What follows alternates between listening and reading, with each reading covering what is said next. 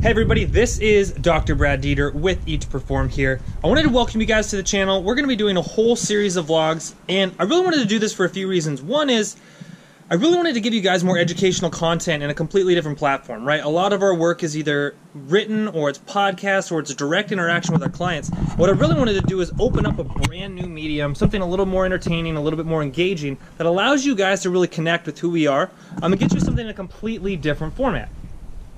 Now, the other reason that we wanted to start doing video was I wanted to let you guys in on who we are as people, really start to get to know me, because I'll be one of the ones doing and running the vlog, but we're going to introduce you to a lot of the coaches. We're going to bring you guys with us to our Eat to Perform annual retreat, so you guys are going to get to know everybody. And then the last reason I wanted to do this is, you know, we're a young company. We're basically in our 18-month mark. You know, we're a startup. We've been around for a while, but really as the company we are today, we're a startup. So I wanted to help you guys really get to know a little bit of the ins and outs, you know, see a lot of the struggles that we have on a daily basis. You know, not just running a company, but, you know, the fact that we've done something nobody else has ever done.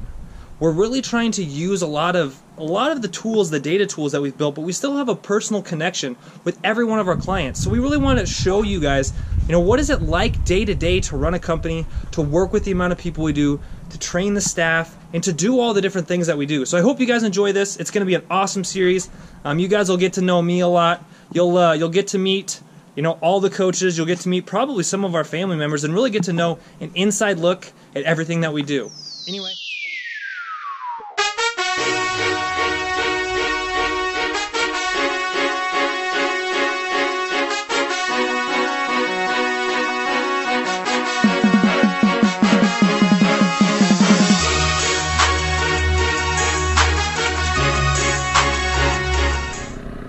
Okay, everybody, this is actually take 2 of this clip. First time I got interrupted by about 4 giant trucks driving by.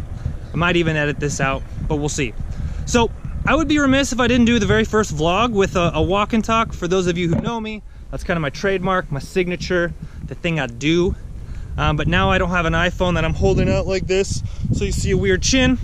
I actually have this very fancy little stick that makes me look very strange. So when I get back to my neighborhood, my neighbors are gonna think I'm crazy. But I'm gonna take just a few minutes while I'm walking to talk to you guys a little bit about why I'm walking.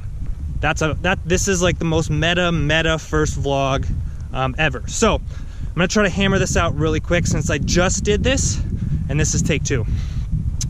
So think about your total daily energy expenditure, right? Calorie balance, we know, is really what drives weight loss. And we know that you can control the calorie out piece, right?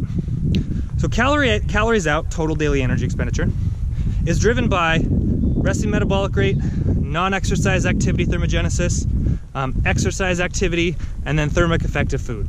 4 major components. When we rank them in the hierarchy of what takes up the most, is you've got your resting metabolic rate, which you can't really change, right? Unfortunately, that's something that's, I mean, you can take some hormones, like you can take thyroid and stuff, but it's not gonna change a whole lot. It kind of is what it is, and focusing on that doesn't really help you with your fat loss questions, right?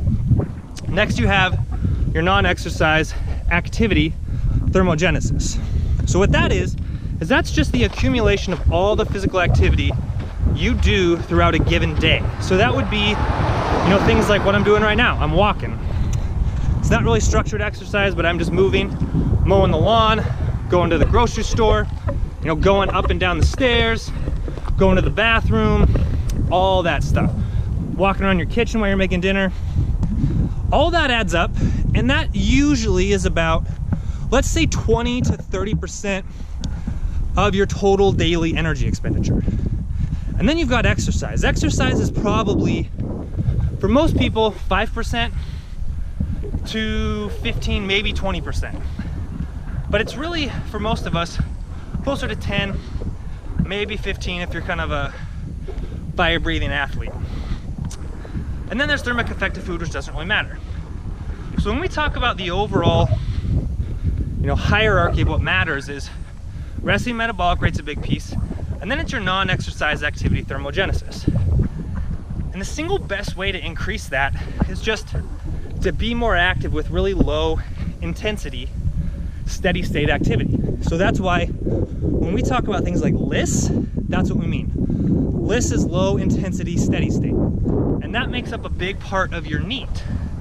So if you're really trying to lose weight, the thing that makes the most sense is to focus on what really makes up one of the big controllable parts of your total daily energy expenditure. So that's why walking is pretty neat. But this is kind of the route I walk all the time. And this is the compound. That's about mile-ish from my house. Now, I don't know how close that is. We're looking at a hot 1.6 million for this house. It's got a pool. It's got 5 bedrooms, 5 bathrooms. We could probably fit a gym in there. I'm thinking that maybe we find a really rich benefactor and we make this the Eat to Perform compound. The only problem is we'd have to get rid of the brick facade. So if anybody's interested, we've got a $1.6 million compound. Sweet pool. Yeah. I don't know how I feel about the all the bay windows, but I think at 1.6 million we can do a little remodeling. So let's talk a little bit about training for aesthetics, right? This is one of the big things that we get asked about a lot, and as you can see the dogs here, speaking of aesthetics, is a lot of times people don't understand what that means, right? A lot of times people will see, you know, CrossFit athletes or professional athletes who do all this sort of stuff, and they see they have these great physiques and they think, if I do what they do, I will look like them. And for what I would call mere mortals, or 95, 98, 99% of us, is if you have a physique that you don't really enjoy, you're trying to change, and you want to do it in the most efficient way possible, what you really need to do is put your eggs in the aesthetics training basket, right? We know that your body adapts to very specific stimuli in very specific manners, right? One of the fundamental principles of we'll call it orthopedics for now, is this thing called Wolff's Law, right? Which is how your bones basically respond to exactly the type of stress they're under, right? So your bones will remodel dependent on the magnitude and direction of the forces that they're given, right? So if you continue to apply load laterally on a bone, it's going to have strength more laterally. If you do it vertically, you're going to have more strength vertically. If you don't have any stimulus at all, your bones themselves will atrophy and get smaller, right? That's kind of what osteoporosis is.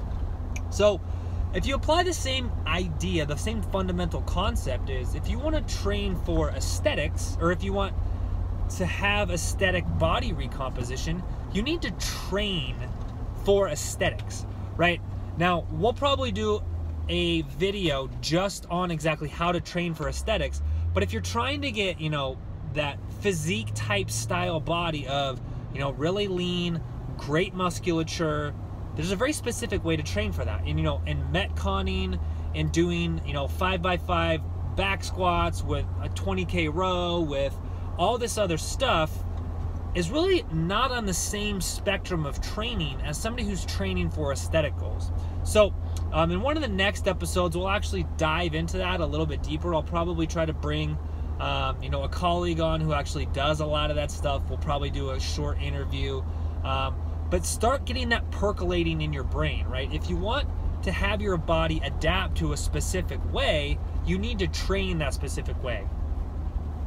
Okay, so I thought I'd end the first vlog with the introduction to the official Eat to Perform vlog dog. This is Oakley. He basically terrorizes the house on a daily basis. As you can tell, he just got my sock. But hey, Oakley, come here, bud.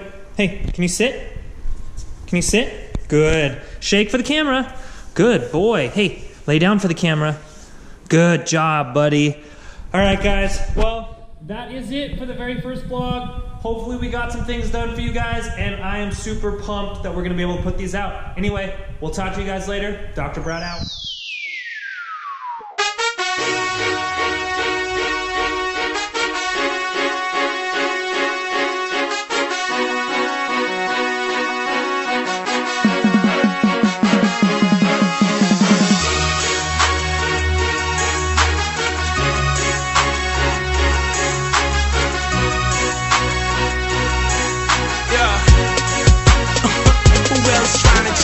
health as a whole. ETP, yeah, that's noble. Change substance and food to power. Behold, the life-altering gift from the earth, packaged and resold. That's the crazy evolution bestowed. And in real life, we out there bringing the heat.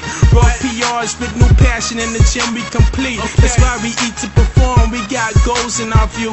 We got a tall order, gotta make the headline news. Yeah, we walk the same path, we're in the same shoes. Shop at the same market, but we got different brews. It's not about the bars, we eating real foods. Slick macronutrient diet, yeah, that's the shit I gotta use. What?